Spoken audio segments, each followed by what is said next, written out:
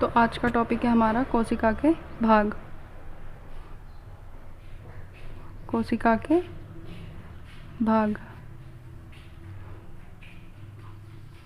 Parts of cell.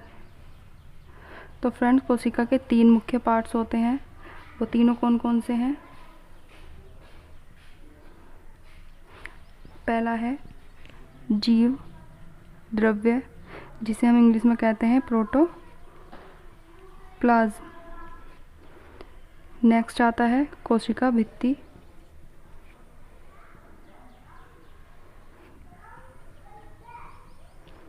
जिसे कहते हैं हम सेल वॉल। तीसरा आता है रिक्तिका या रसधानी, मतलब के वैक्यूल। ठीक है, ये 3 मुख्य भाग होते हैं कोशिका के। अब हम इन तीनों भागों को पूरे डिटेल में पढ़ेंगे। जीव, पहला पार्ट है हमारा जीव द्रव्य, प्रोटोप्लाज्म।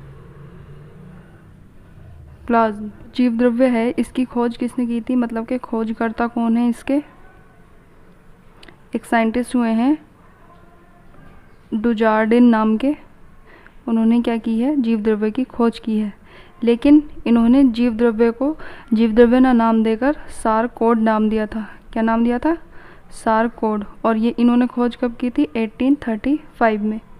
फिर एक और साइंटिस्ट हुए हैं जिनका नाम है पुरकिंजे। क्या नाम है? पुरकिंजे। इन्होंने क्या किया, इस सारकोड को क्या नाम दिया? प्रोटोप्लाज्म। और ये काम इन्होंने कब किया था? 1837 में। मतलब के जीव द्रव्य की खोज हुई थी 1835 में। 2 साल बाद पुरकिंजे नाम के एक साइंटिस्ट हुए, उन्होंने इस सारकोड नाम के द्रव्य को, जो कि डुजार्डिन ने खोजा था, उसे नाम दिया प्रोटोप्लाज्म।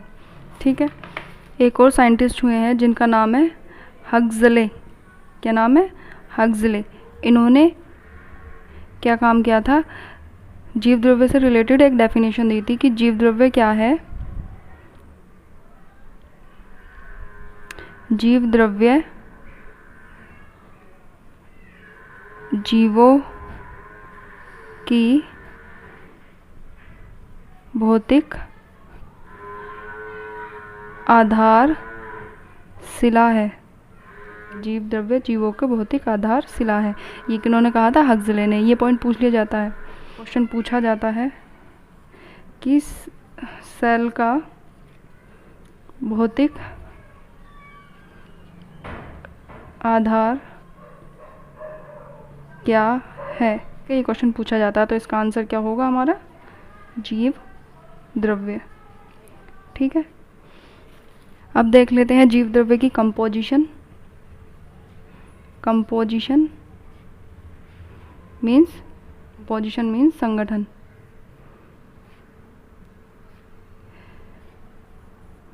जीव द्रव्य का संगठन देखते हैं। जीव द्रव्य पहले तो हमें पता होना चाहिए कि भौतिक रूप से कैसा होता है। तो जीव द्रव्य जो है ये जेली लाइक होता है। दूसरा,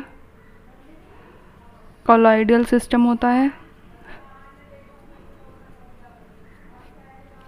और कलरलेस लिक्विड है। कलरलेस लिक्विड मीन्स जैसे जेली होती है ना, चिपचिपी सी, वैसा होता है हमारा जीव द्रव्य। दूसरा, कोलाइडल सिस्टम। कोलाइडल सिस्टम मतलब के सपोज आपके पास एक ग्लास है, ठीक है, उसमें आपने क्या ले लिया? पानी ले लिया। अब आप इसमें क्या कर दें? थोड़ी सी सॉइल और ऐड कर दें, तो क्या होगा? सॉइल जो है इसे शेक करने पर पानी में घुलेगी नहीं। उसके जो ग्रेन्यूल्स होंगे, जो उसके दाने होंगे, वो आपको दिखेंगे। तो इन्हें हम क्या कहेंगे? ग्रेन्यूल्स। तो इस तरीके के सिस्टम को हम क्या कहते हैं? Colloidal system. ठीक है, और कलरलेस मतलब कि इस जो प्रोटोप्लाज्म है उसमें कोई कलर नहीं होता है। ठीक, अब बात करते हैं इसकी केमिकल कंपोजिशन के बारे में। केमिकल कंपोजिशन मतलब कि इसमें कौन कौन से केमिकल प्रेजेंट है। पहला तो इसमें वाटर प्रेजेंट होगा। ठीक है, फर्स्ट है इसमें वाटर। दूसरा है प्रोटीन। थर्ड है carbohydrates. Next lipids, inorganic acid, next RNA और नेक्स्ट डीएनए। ये भी मैंने आपको नाम बताए हैं। अब मैं बताती हूँ कि ये कितने परसेंट में होते हैं। वाटर जो होता है इसमें अप्रोक्स होता है 92%, ठीक है। प्रोटीन होती है अप्रोक्सीमेटली 7%, कार्बोहाइड्रेट होता है अप्रोक्स 2%, लिपिड होता है अप्रोक्स 1%, इनऑर्गेनिक एसिड होता है अप्रोक्स 1%, आरएनए 0.4% और डीएनए 0.7%, ठीक है। ये सारे जो केमिकल्स हैं उनकी परसेंटेज बताइए मैंने आपको प्रोटोप्लाज्म में। अभी हम बात कर रहे हैं किसके, सेल के भाग के बारे में, लेकिन प्रोटोप्लाज्म के भी 2 पार्ट्स होते हैं। पहला होता है साइटोप्लाज्म, जिसे हम क्या कहते हैं, कोशिका द्रव्य, और सेकंड होता है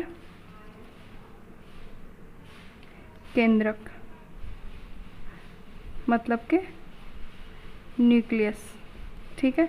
ये 2 पार्ट होते हैं और इन दोनों को मैं आपको बाद में डिटेल में बताऊंगी जब और सेल ऑर्गेनेलिज कराऊंगी।